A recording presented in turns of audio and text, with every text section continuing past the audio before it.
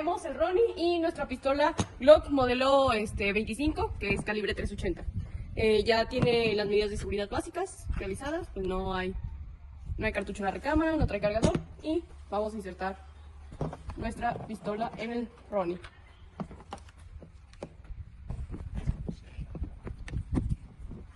Primero tenemos que cerrar nuestra recámara para poderla insertar.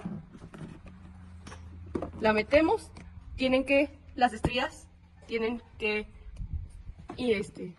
encastrar, le damos un pequeño golpecito para que entre bien. Luego la vamos a hacer hacia enfrente hasta donde tope, bajamos los seguros delanteros y la metemos hacia enfrente. Ya, ahí ya está, ya nomás le falta nuestro seguro trasero y listo, ya está colocada nuestra pistola en nuestro Ronnie. Aquí tenemos dos miras.